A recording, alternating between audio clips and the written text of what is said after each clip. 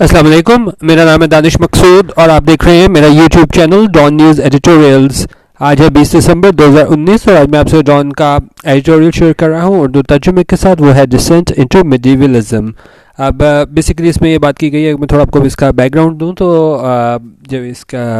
तफसीली फ़ैसला आया है जिसमें मुशर्रफ को फांसी की सज़ा हुई थी, तो उसमें क्या किया है, उसमें जज ने जो लैंग्वेज यूज़ की है, एक जज ने, जिसमें उसने कहा है कि जी अगर ये शख्स जो है वो मर जाए फांसी से पहले तो उसकी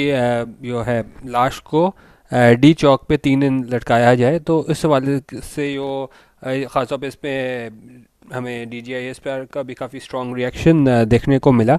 तो उस हवाले से इन्होंने ये एडिटोरियल लिखा है कि जैसे कि डिसेंट इनटू मिडिवलिज्म। डिसेंट होता है, आप इसको मैं आपको दिखाऊं, डिसेंट होता है हमारे पास an act of moving downwards, dropping यानी आप और फेलिंग। सिमिलर मेरे पास आया था गोइंग डाउन, कमिंग डाउन, यानी आप पीछे चले जाओ कहाँ पे, descent into मिडिवलिज्म।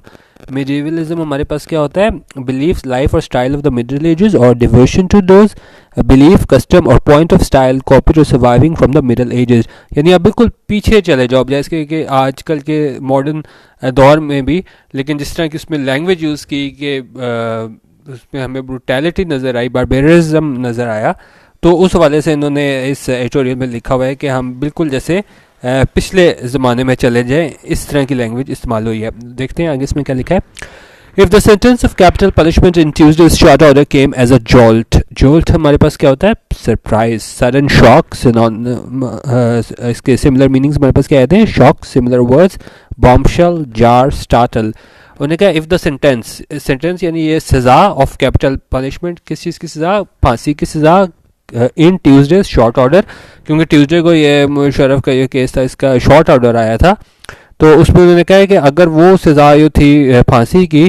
Came as a jolt, या क्या हम कहें कि एक तरीके से वो हैरानी का बायस थी उस शॉर्ट ऑर्डर, तो उसके बाद क्या हुआ, द डिटेल्ड वर्डिक्ट, उसके बाद जो तफसीली फैसला आया उस जजमेंट का, डेट हेल्ड, जिसने इसको करार दिया था क्या, former army chief general Pervez Musharraf guilty of treason, कि वो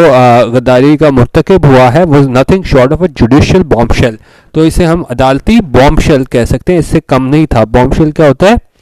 बॉम्बशेल हमारे पास होता है an unexpected and surprising event, especially an unpleasant one, the news came as a bombshell. तो उन्होंने कहा ये बिल्कुल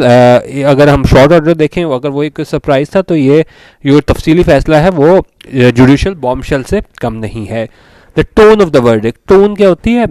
मूड, क्वालिटी, आपको आइडिया हो जाता है, जिस तरह जजमेंट लिखी होती है, आप पढ़ रहे हो, आपको बिल्कुल ऐसे लगता है कि भाई दूसरा बंदा उस टाइम क्या सोच रहा होगा, क्या उसके ख्यालात होंगे। उन्होंने कहा ये टोन थी इस वर्डिक्ट की, इस जजमेंट की, इस फैसले की। डैट वॉज रिलीज येस्टरडे, जो कि कब रिलीज हुआ, येस्टरडे यानी गुजरे हुए कल। Was horrifying in places, horrifying होता है causing horror, extremely shocking, a horrifying incident in places, and indicated a troubling descent into medievalism। और ये ज़ाहिर कर रहा था बिल्कुल क्या कि बिल्कुल आप पीछे चले गए हो, मिडिल एज के ज़माने में चले गए हो, उस तरह की लैंग्वेज थी इसमें। Have we really become so brutalised, brutalised क्या होता है, अब इसमें सवाल ये कर रहे हैं कि मेक समवन क्रूअल, वायलेंट और इनसेंसिटिव। उन्होंने कहा क्या हम इतने ही वायलेंट और इनसेंसिटिव हो गए हैं किस चीज़ से,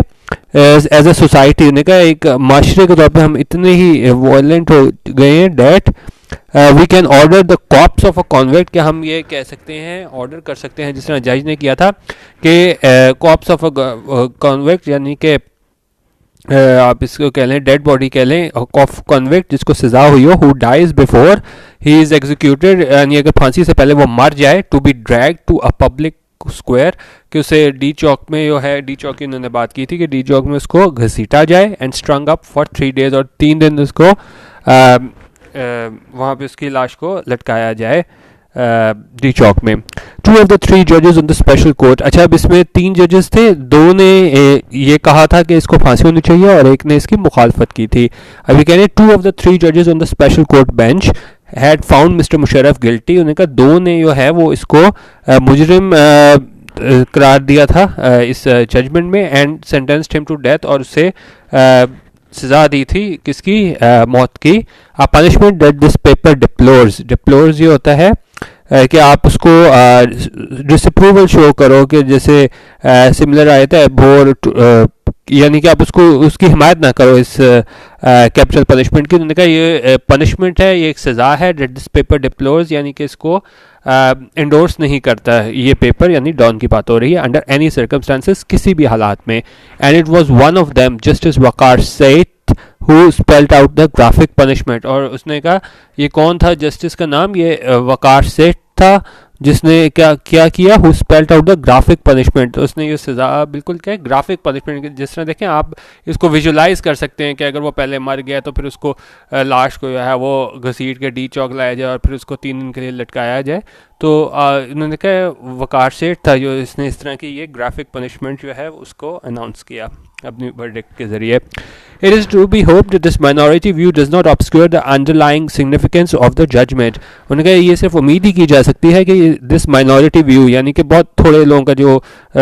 ख्याल था, क्योंकि ज़ाहिर है लोग इस बात से तो इतफाक़ कर सकते हैं कि मुशर्रफ ने गलत किया, फांसी की सज़ा ठीक है, लेकिन उसके बाद जो जजमेंट में जो जिस तरह के अल्फाज इस्तेमाल हुए तो यकीनन एक ये इंसानियत की तस्दील है कि जैसा भी किसी ने कोई फेल किया हो, लेकिन क्या है उसको इस इतनी हद तक इंसानियत की तस्दील नहीं होनी चाहिए। यही DGI-SPR की अगर आपने प्रेस कॉन्फ्रेंस देखी हो तो उन्होंने भी यही कहा था। It is to be hoped that this minority view does not obscure the underlying significance of the judgment. उन्होंने कहा इस तरफ ये उम्मीद की जा सकती है कि ये कुछ जिस तरह ये एक जज का व्यू था या हो सकता है कुछ और लोग भी हों जो इससे मुतफिक हों। उन्होंने कहा ये माइनॉरिटी व्यू जो है यानी बहुत कम लोग जो इस व्यू पॉइंट जो हो इन लोगों का, डज नॉट ऑब्सक्योर, ये इसको धुंधला ना दे किसको, the underlying significance of the judgment. क्योंकि देखिए मेन चीज़ तो ये जजमेंट थी कि पहली मरतबा किसी हमारे इसमें जिस जो मुर्तकिब हुआ है रिटायर्ड जज मुशर्रफ, इसको फांसी की सज़ा हुई है, तो अब क्या है, अब सारा फोकस शिफ्ट होके वहाँ पे आ गया कि देखो भाई इसने किस तरह इंसानियत की तजलील की है, और इस तरह उन्होंने कहा है कि अगर ये फांसी से पहले बंदा मर जाता तो इस तरह उसको लटकाया जाए डी चौक में। तो अब बात जो बजाय इसके इस चीज़ पे हो रही होती कि देखो पाकिस्तान में इंसाफ आ रहा है, और पहली मरतबा जो है जिस तरह कहा जाता है कि जी आर्मी रिटायर्ड जनरल जो है बिल्कुल को कोई कुछ नहीं कह सकता, तो उन्होंने कहा एक नई रिवायत कायम हो रही थी। लेकिन क्या है जो बयान आया है इसने बिल्कुल तवज्जो शिफ्ट हो गई है, और उस बयान पे ज़्यादा फोकस है, उस जजमेंट की जो लाइंस हैं उस पे ज़्यादा फोकस है, बजाय इसके कि ये देखने के कि पहली मरतबा जो है वो एक हमारे रिटायर्ड जनरल को उसकी गद्दारी की सज़ा हुई है। आप उसने it is for the first time in this country, ने कहा ये पहली मरतबा हुआ है इस मुल्क में that a former army chief has been found guilty of high treason, जिसमें जो है साबिक आर्मी चीफ को मुर्तकिब ठहराया गया है किस चीज़ का, हाई ट्रीजन का, गद्दारी का। क्रिटिकली द 2-1 वर्डिक्ट, क्योंकि जैसे मैंने आपको बताया कि 2 लोगों ने हिमायत में फैसला किया था फांसी का और एक ने मुखालफत की थी, तो ये क्या है क्रिटिकली द 2-1 वर्डिक्ट, और ये फैसला जो था वो 2-1 के उस पर था, यानी 2 हक में और एक मुखालफत में। Had raised some other serious constitutional questions, और इसने क्या है जन्म दिया है कुछ आईनी सवालात को, including on the role of those who had aided mister Musharraf, और इसमें शामिल क्या है, और on the role of those के उनका किरदार किनका, who had aided mister Musharraf, जिन्होंने मिस्टर मुशर्रफ की मदद की थी in his November 3, 2007 misadventure, और इसमें जो इसका मुशर्रफ का साथ दिया था किसमें, ये November 3, 2007 का जो मिस एडवेंचर था उसमें। One hopes that the tone of the judgement will not obscure these relevant aspects. उन्होंने कहा ये टोन ये इस्तेमाल की गई है, लहजा इस्तेमाल किया गया है, वर्डिंग इस्तेमाल की गई है, वो हम सिर्फ उम्मीद कर सकते हैं कि ये क्या है धुंधला ना दे क्या वो रेलेवेंट एस्पेक्ट्स, जो हमने मेन चीज़ को देखनी है कि पहली मरतबा एक रिटायर्ड आर्मी जनरल को जो है वो फांसी की सज़ा हुई है। Taking the recue from a meeting between the Prime Minister and the incumbent Army Chief, उन्होंने कहा अगर हम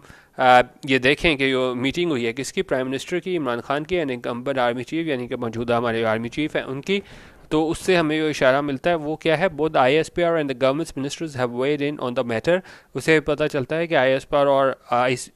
और गवर्नमेंट के मिनिस्टर्स हैं, तो उन्होंने क्या है उसको जांचा है इस सारे मसले को। The government has decided to approach the supreme judicial council, और हुकूमत ने फैसला किया है कि वो जाएगी किसके पास, सुप्रीम जुडिशल काउंसिल के पास, किस चीज़ के लिए, for the removal of justice सेठ ऑन अ ग्राउंड, और वो किस बुनियाद पे जाएगी कि जी वो जस्टिस सेठ हैं और वो क्या है अनफिट हैं टू बी जज, यानी कि वो मौजू नहीं है जज रहने के लिए, and is to separately file an appeal against a verdict in the supreme court, और अलग से जो है वो फाइल भी अपील करेंगे, अपील दायर करेंगे किस में, जो फैसला आया है, और कहाँ करेंगे, इन the supreme court. Supreme court में दायर करेंगे और ये आगे कह रहे हैं डैट इज़ इट्स राइट्स। अब हर किसी के पास ये राइट है, कोई फैसला उसके अगेंस्ट आ जाए तो आगे जाके अपील कर सकते हैं। उन्होंने कहा ये वाकई इनका राइट भी है। On his part rising to the defence of his institution, और उन्होंने कहा कि बात अगर हम करें कि क्या डिफेंस ऑफ हिज इंस्टीट्यूशन, अपने इदारे को डिफेंड करने के लिए हमने क्या देखा था, विजिबली इमोशनल DGISPR क्रिटिसाइज्ड, कि जो हमें वाकई नज़र आ रहे थे विजिबली इमोशनल DGISPR क्रिटिसाइज, उन्होंने तनकीद की किसके ऊपर, द वर्डिक्ट्स लैंग्वेज के, वो वर्डिक्ट में जो ज़बान इस्तेमाल हुई है, जो इनकी अगर जजमेंट हम पढ़ें तो वो ये ज़बान इस्तेमाल हुई है, saying that it went against humanity and religion, और इसमें उन्होंने कहा क्या कहा, ये इंसानियत और मज़हब के ख़िलाफ़ है, a point that many would have endorsed, और उन्होंने कहा ये पॉइंट वो था जो काफ़ी लोगों ने उसकी मतलब उसको मान लेना था। जिस तरह अगर कोई बात हो और दो लोगों के दरमियान बात हो, तीसरा भी आके वो उसी बात से एग्री कर ले, तो हम कहते हैं कि तीसरे ने क्या है, वो एंडोर्स कर दिया है। तो यहाँ पे भी वही बात कर रहे हैं कि जिस तरह ये DGISPR ने कहा था कि जी जो लैंग्वेज यूज़ हुई है वो बिल्कुल ही इंसानियत और मज़हब के ख़िलाफ़ है, तो काफ़ी दूसरे लोगों ने भी उससे इत्तफ़ाक़ किया होगा, उन्होंने वुड हैव एंडोर्स्ड कि वाकई ये इंसानियत तज़लील है, कतई नज़र इस बात की कि मुशर्रफ ने क्या जुर्म किया था। In his troubling in this troubling atmosphere, it is time for all institutions to take a step back in order to avoid a head-on collision. उन्होंने कहा इस मुश्किल की घड़ी में क्या है, it is time for all institutions, इस वक्त तमाम इदारों को क्या किस चीज़ की ज़रूरत है, to take a step back, यानी कि रिटेलिएट ना करें, पीछे रह के आप कह लें to take a step back, कि रिस्ट्रेंट का मुजाहरा करें, सब्र और तहम्मुल का, और एग्रेसिव ना हो, स्टेप बैक करें, to avoid a head on collision, ताकि जो है वो बिल्कुल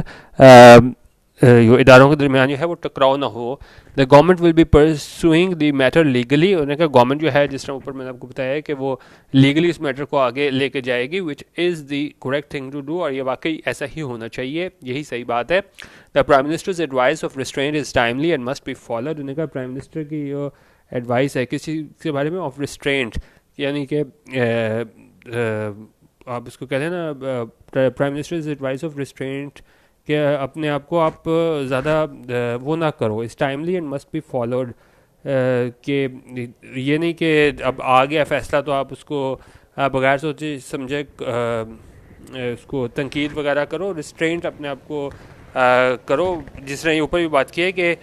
स्टेप बैक करें, मुझे अगर आपने मसले नहीं बनाने इदारों के दरमियान किसी भी किस्म का तसादुम के लिए, तो रिस्ट्रेंट का मुजाहरा करो, और must be followed instead of government ministers institutions targeting the judiciary, उन्होंने कहा सब्र का मुजाहरा करें, रिस्ट्रेंट का अमली नमूना पेश करें, ना कि क्या गवर्नमेंट मिनिस्टर और इंस्टीट्यूशन जो इदारे हैं वो टारगेट करना शुरू कर दें किसको, जुडिशरी को, और that safeguards the constitution, जो कि हमारे कॉन्स्टिट्यूशन की आइन की हिफाजत करती है। The judgement notwithstanding its disturbing language in places, उन्होंने कहा जजमेंट इस बारे में कोई शक नहीं कि वो जिसमें डिस्टर्बिंग लैंग्वेज इस्तेमाल हुई है, from the form the basis for a frank and robust debate on the direction which Pakistani democracy is headed and on whether there is a need for course correction. उन्होंने कहा ये क्या है, ठीक है इसमें लैंग्वेज इस तरह की इस्तेमाल हुई है, लेकिन फिर भी ये क्या है, एक डिबेट को, एक बहस को इसने जन्म दिया है कि on the direction in which Pakistani democracy is headed and on whether there is need for course correction, के वाकई हमें रास्ते की तब्दीली की ज़रूरत है कि नहीं। Equally important is the discussion on Pakistani society and how it can avoid the minefields of the tribal anachronistic moves that lie in its path to progress। उन्होंने कहा इतना ही अहम क्या चीज़ है, एक डिस्कशन है, एक बहस है किस पे, ऑन पाकिस्तानी सोसाइटी, उसके ऊपर एक बहस है, and how it can avoid the minefields of the tribal, कि किस तरह ये अपना बचा सकते हैं किस चीज़, minefields of the tribal anachronistic moves। anachronistic क्या होता है, something or someone that is not in its correct historical or chronological time, especially a thing or person that belongs to an earlier time। The sword is an anachronism in modern warfare। अच्छा, अब आगे ये बात क्या करें, और क्या होता है, मोर्स हमारे पास हो जाता है,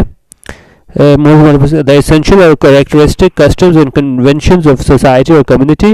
और सिमिलर में मेरे पास आया था customs conventions that lies in its path to progress. तो उन्होंने कहा किस तरह हम उसको अवॉइड कर सकते हैं, minefields of the tribal and anachronistic mores that line path to progress, जो कि हमारी तरक्की की राह में आप कह लें रुकावट है। विदाउट इंट्रोस्पेक्शन ये होता है अपना मुहासबा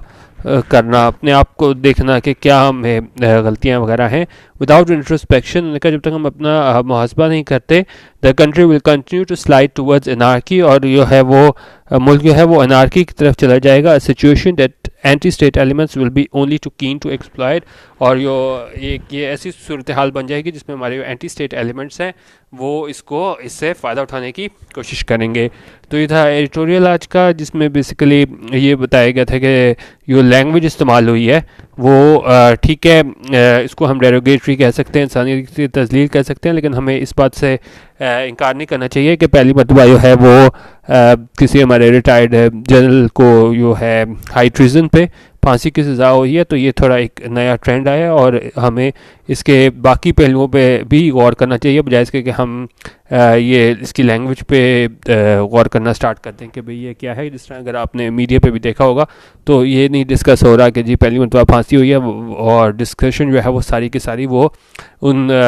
उस पॉइंट पे है कि जी अगर ये मर जाए तो इसको डी चौक पे घसीटा जाए और 3 दिन के लिए लटकाया जाए। तो ये था एडिटोरियल आज का। बाकी आप